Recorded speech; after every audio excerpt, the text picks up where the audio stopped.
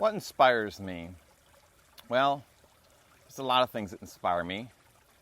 Certainly my garden and the waterfalls and the wildlife habitat that we maintain here in our yard. Sometimes I wake up inspired, and other times it's the complete opposite. I wake up and not really sure what I want to accomplish in the day. On those days that I'm looking for inspiration, that's when I start by walking in the yard or looking at the garden, or maybe head off on an adventure, grab my camera and go out and shoot some things. Another thing that really excites me is time-lapse photography, because I can set a timer on my camera. I can use an extension tube and get really close to a flower and watch it opening. I set it to shoot multiple images, anywhere from 200, 700, 900. I think my max for my current card is probably close to 900 images. And those are, of course, raw images, which then I can drop into a motion graphics application like After Effects and create a video or a movie out of it. And some of the other subjects that excite me was capturing the butterfly chrysalis as the butterfly emerged. And one day I was actually out in Hawthorne and at a yard sale at an old historic building there, and a train was coming by. The tracks were very close, and I didn't have my timer with me, but trains do excite me. They're very interesting. I think even the train rails with the leading lines are great to photograph. But at any rate, I just started shooting multiple images, and they were kind of random, although I was aiming them most of the time in the same general direction. But I just shot off a bunch of frames, and then I turned the other direction, shot off a bunch more. And after that train left, a little time passed, another train came, and I did the same thing. Shot down at the track and some of the wheels and some of the box cars. Well, I ended up with enough images that I could make a short, stop action animation, so to speak, or time-lapse animation. So those things are fun. That's one of the things about the current digital technology, that it makes it a lot easier to be creative in many ways. My background is film. I shot large format, black and white infrared for many, many, many years.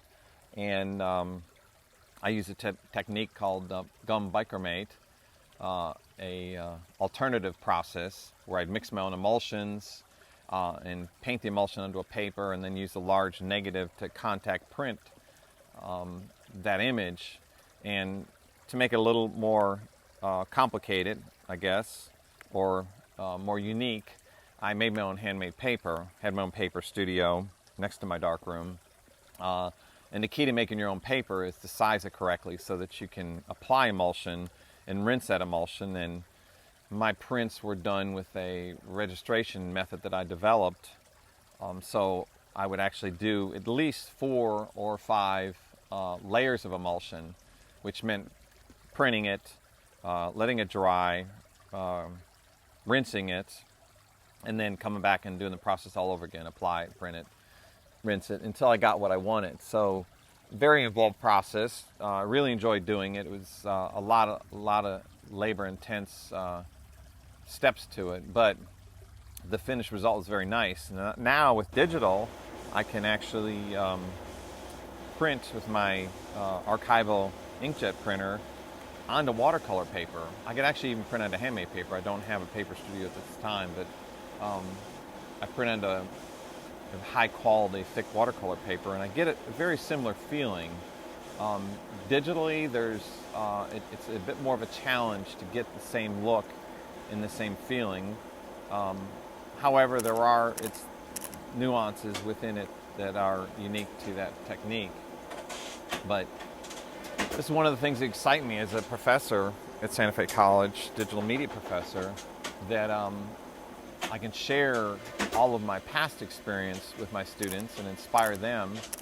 And I also can enlighten them and teach them the new digital tools and how the digital tools can produce a finished result similar to the analog tools of the past. And so I think that that's a very valuable thing to share with the students, and I certainly enjoy doing so. It's definitely my passion to teach and to share. So some of the other things that inspire me, I spoke a little bit about, but getting out to the old Florida, to the parks, to some of the old towns, small towns. Last summer when I found my sawmill, my vintage sawmill on Craigslist, I had to venture up to far north Florida, about 90 miles from Gainesville.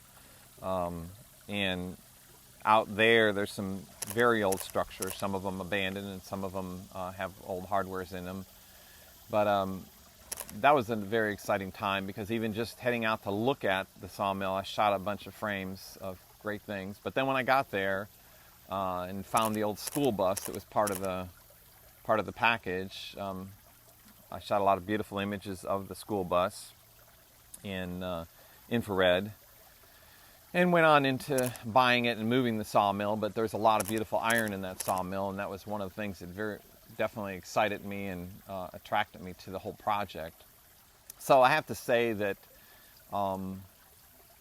the old Florida architecture and things like that are very exciting to photograph, as well as, again, traveling up to Savannah or something like that. But St. Augustine has the same thing to offer.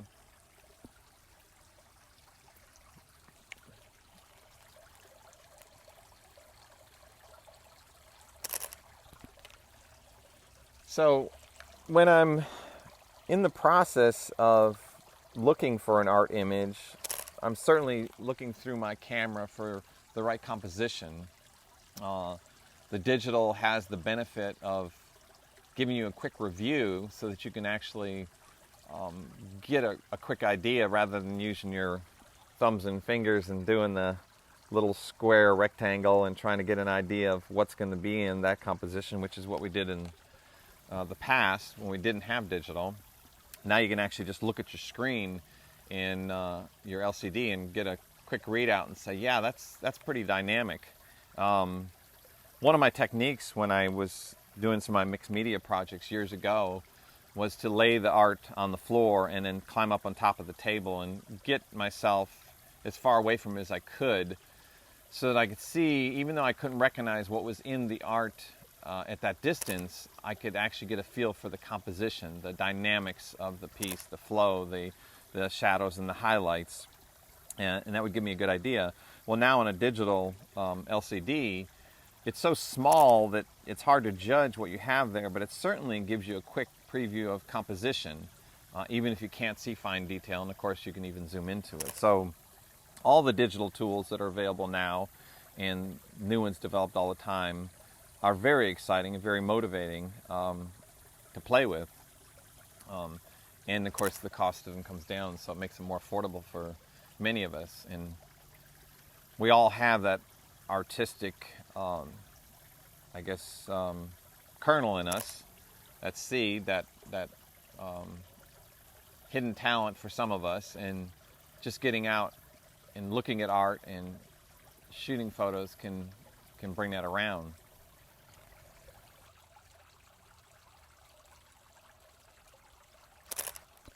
Hi, I'm Wes Lindberg, and I'm a digital media professor at Santa Fe College. It's something that I really love doing, working with students, inspiring them, motivating them.